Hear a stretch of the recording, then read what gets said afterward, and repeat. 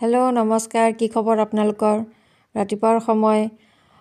মই নিজৰ ব্যস্ততাৰ কথা ক'বলৈ নাযাওঁ, কাৰণ চবেই জানে ৰাতিপুৱাৰ সময়খিনি সকলো মাকৰে কি দৌৰা-দৌৰি লাগে। আজি আমাৰ স্কুল আছে, ল'ৰা ছোৱালীকেইটা যাব ওলাইছে। ইয়াত টিফিনত দিবৰ কাৰণে মই ব্ৰেড তাৰপিছত ভিতৰতে আলু আৰু কণী এনেকৈ ভৰাই পেলাই চেণ্ডউইচ বনাই দি পঠাইছোঁ। আৰু মই সদায় এনেকৈ ঘৰৰ টিফিন দিবলৈ সদায় চেষ্টা কৰোঁ। ল'ৰা ছোৱালীকেইটাক যিহেতু বাহিৰৰ বস্তু স্কুলত এলাউ নাই কাৰণে মই যিমান পাৰোঁ ঘৰৰ বস্তুৱে পেকিং কৰোঁ। বাকী এয়া তাইৰ ডাঙৰটো টিফিনত ভৰালোঁ, সৰুজনী টিফিনত ভৰাইছোঁ। টিফিনটোত নাতে, কাৰণ তাইৰ সৰু টিফিনটো বহুত সৰু, সেইকাৰণে কাটি 2 টুকুৰা কৰি পেলাই মাজেদি এনেকৈ কৰি পেলাই দিছোঁ। তাৰপিছত মই টিফিনত সদায় অলপমান ড্ৰাই ফ্ৰুট দিবলৈ চেষ্টা কৰোঁ, যি থাকে ঘৰত। আজি মোৰ ঘৰত আছিলে খেজুৰ দিছোঁ। আৰু ছোৱালীজনীৰ জিউৰ টিফিনৰ পৰা সদায় গুটিবোৰ মই বাকলিবোৰ এনেকৈ গুটিবোৰ গুচাই পেলাই থৈ দিওঁ, কাৰণ তাই যিহেতু সৰু ছোৱালী, ঘপ কৰি কোনোবা দিনাখন গুটি খাই দিব আৰু এইবোৰ বহুত বিপদৰ বস্তু হ'ব পাৰে ন, সেইকাৰণে মই এনেকৈ ছাইড কৰি দিওঁ, গুটিবোৰ নিদিওঁ। বাকী মোৰ টিফিন পেক কৰা হৈ গ'ল। মই একেবাৰে টিফিনকেইটা ক'ৰবাত পাহৰি যাব বুলি একেবাৰে বেগত ভৰাই ৰেডি কৰিয়ে দিওঁ, কাৰণ সৰু বাচ্ছা কোন সময়ত কেতিয়া টিফিন পাহৰি যায় আৰু স্কুলত দিবৰ কাৰণে আৰু দিগদাৰ হৈ যায়।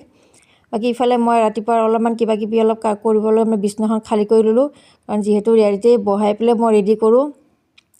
জানৰ কথা নাই, জানে নিজে ৰেডি হৈ লয়, তাক ইমান উলিয়াই দিব নালাগে। কিন্তু তাই সৰু, তাইক সমস্তখিনি কৰি দিব লাগে, কাপোৰ পিন্ধাৰ পৰা তাইক সকলোখিনি কৰি দিব লাগিব। সেইকাৰণে মই বিচনাখন আগতে পাৰি বিচনাখন খালী কৰি লৈছোঁ। তাৰপিছত তাইক মই কাপোৰ পিন্ধাবলৈ আনিলোঁ। বাৰ মোবাইলৰ কেমেৰাটো অন হৈ থকা দেখা পাই বাৰ মোবাইলটোৰ ফালে মুখখন ঘূৰি আছে, আৰু তাইক চিধা কৰোঁ আৰু কেমেৰাটোৰ ফালে চাই থাকে। বাকী আপোনালোকে কি কৰিছে, কেনেকুৱাকৈ নিজৰ ৰাতিপুৱা সময়খিনি সকলো কেনেকুৱাকৈ ব্যস্ত হৈ থাকে আমাক জনাব। আপোনালোকৰ সময়খিনি কেনেকৈ পাৰ হয় আমিও জানি ভাল পাম।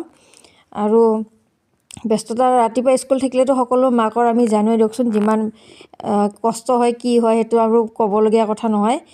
বাকী তাইৰ হৈ গ'ল, কাপোৰ কানি পিন্ধা হৈ গ'ল। এই জোতা মোজা পিন্ধাই আছোঁ, নিজে চেষ্টা কৰিছে। এফালে মই পিন্ধাইছোঁ, এফালে নিজে পিন্ধি আছে।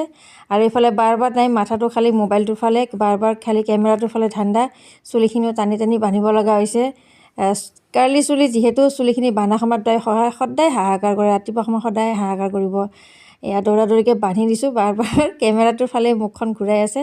তাৰপিছত সেইকাৰণে মই কেমেৰাটো বন্ধ কৰি প্ৰথমতে চুলিখিনি বান্ধি ল'লোঁ, ৰেডি কৰি ল'লোঁ। তাৰপিছত লাষ্টৰ ফালে কেমেৰা অন কৰিলোঁ মই। বাকী এতিয়া মোৰ ৰাতিপুৱাৰ কাম, এতিয়া ল'ৰা ছোৱালীকেইটাক স্কুললৈ পঠালোঁ মানে মোৰ দিনটোলৈ বহুত ডাঙৰ কাম এটা আজৰি হ'লোঁ বুলি ভাবিব পাৰি।